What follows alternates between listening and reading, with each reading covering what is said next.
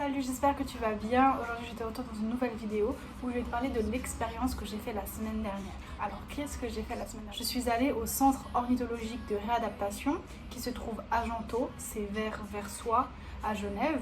C'est un centre dans lequel je vais déjà depuis plusieurs années l'été pendant mes vacances parce que ça demande beaucoup de temps et ça demande aussi beaucoup d'énergie. Donc, j'y vais quand j'ai le temps et avec l'école, j'en ai pas beaucoup.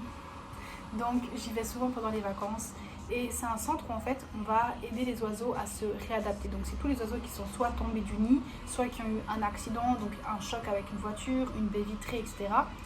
Et ben on va les prendre sous notre aile et on va les aider à se réadapter et un jour ils puissent revivre par eux-mêmes en fait. Donc moi je m'occupais avec d'autres personnes de la nurserie. Je suis allée en tant que bénévole, mais j'ai appris plein de trucs, donc c'était entre guillemets un bénévole stage, bref. Je connais bien ce poste, je sais comment m'y prendre avec les oiseaux, etc. Du coup, je vais t'expliquer qu'est-ce que j'ai fait et je vais te mettre quelques photos voilà, de moi.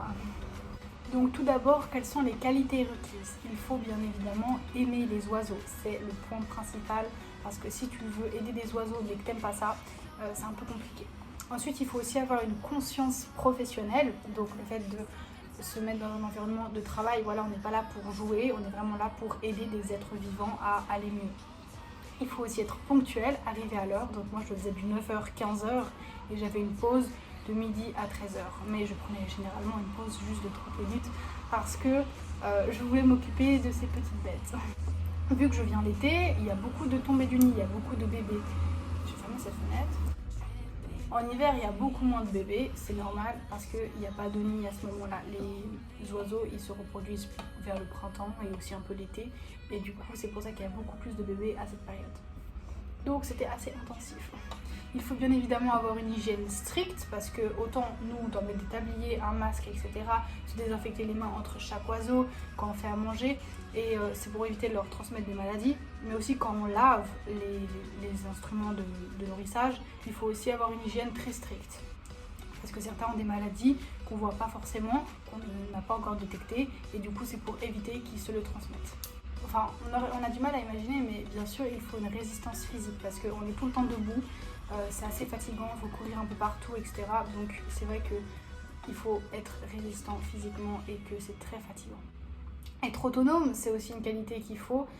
Réussir à initier le travail par soi et de savoir ce qu'il faut faire tout seul et pas d'être dépendant de quelqu'un d'autre parce que je me suis retrouvée des jours où pendant 1 heure environ je m'occupais tout seul de la nurserie. Alors oui, c'est très stressant. Il y a une mouche là. C'est très stressant, mais il faut être autonome quoi, et indépendant là-dedans. Il faut aussi avoir une méthode de travail et de la motivation et de la délicatesse bien évidemment avec les tout petits oiseaux parce qu'il y en a vraiment, ils sortent de l'œuf et il faut vraiment faire très attention. Donc qu'est-ce que je faisais mes journées quand j'arrivais là-bas? Donc déjà j'arrivais vers 8h45, 9h et j'étais jamais la première, sauf samedi où j'étais la première, à arriver dans la nurserie. Qu'est-ce que je faisais? Déjà, je me désinfectais les mains, je mettais un tablier, etc. Je mettais mon masque. Et ensuite, je demandais qui avait déjà mangé et qui il fallait que je nourrisse pour savoir à peu près où on en était. Et ensuite, je commençais à préparer des pâtés ou des mélanges de graines, etc. pour le nourrissage qui est en fonction du nombre et du type d'oiseau. Parce qu'il y a des oiseaux qui mangent des graines, il y a des oiseaux qui mangent des insectes et il y a des oiseaux qui mangent, enfin, on s'occupait aussi des canetons. Donc eux, ils mangent plutôt de la salade, des graines pour canetons et des pousses de soja. Bien évidemment, toute la journée, j'effectuais un contrôle général des oiseaux. Est-ce qu'ils allaient bien? Est-ce qu'ils faisaient mal? Est-ce qu'ils suffoquaient? Est-ce qu'ils étaient morts? Etc. Et j'effectuais bien évidemment un contrôle des infrastructures.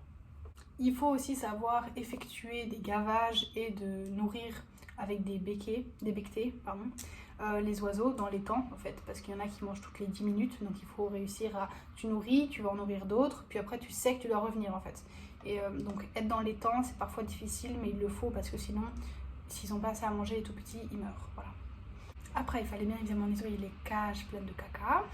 Et il fallait nourrir les oiseaux, ranger aussi et nettoyer le matériel et son plan de travail avant de partir. Un truc génial à faire, c'est de débarrasser les cadavres. Voilà, il fallait le matin débarrasser les oiseaux qui étaient morts et les mettre dans un congélateur. Et ensuite, il fallait transmettre les infos à la relève quand tu pars. Voilà. Voilà ce que j'ai fait pendant une semaine au centre ornithologique de réadaptation pour les oiseaux. C'était très sympa, mais très intensif. Et maintenant, je suis bien contente de pouvoir un peu me reposer. J'ai beaucoup aimé cette expérience que je referai avec plaisir, mais je sais que c'est pas mon futur métier parce que c'est quand même assez répétitif toute la journée et donc tous les jours tu refais la même chose et dans la journée même tu refais plusieurs fois les mêmes choses. Et c'est aussi très stressant et j'aime pas être stressée autant dans un métier quoi. Pour moi ça doit être plus relax quand même. Surtout que là j'ai des petites vies entre mes mains et si je suis à la banque, j'ai la vie de l'argent, enfin j'ai de l'argent entre les mains, là j'ai des vies d'oiseaux entre les mains et pour moi c'est trop stressant à longueur de journée, toute l'année. J'aime beaucoup y aller parce que je suis pleinement concentrée sur l'autre, sur l'animal, je fais abstraction de mes problèmes, abstraction de toutes mes pensées et je suis pleinement dans l'instant en train de nourrir quelqu'un d'autre, en train d'aider quelqu'un d'autre, de m'occuper d'un autre être vivant avec qui il n'y a pas une communication directe comme je parle à ma mère ou je parle à une amie, mais il y a une communication, il y a une connexion avec l'oiseau, je sais pas comment expliquer, et quand je la ressens, ça me touche tellement. J'ai un contact spécial avec les étourneaux, j'adore les étourneaux, parce qu'il y a 4 ans, il y avait un étourneau qui m'avait un peu adopté, il venait tout le temps se poser sur mon épaule, il venait tout le temps me voir dans la volière, et quand j'ouvrais la porte, il pouvait s'en aller et revivre sa vie, sauf que non, il sortait pour se poser sur mon épaule, enfin bref. Il s'appelait Chachla, je l'avais appelé comme ça. Et cette année, j'ai retrouvé un petit étourneau qui était tout mignon, puis quand il est arrivé, il m'a attrapé le doigt avec sa petite patte, et c'était tellement mignon, genre ça me touche, les étourneaux, j'aime trop ça. Donc voilà, je te fais plein de gros bisous, et à très vite pour une nouvelle vidéo, salut!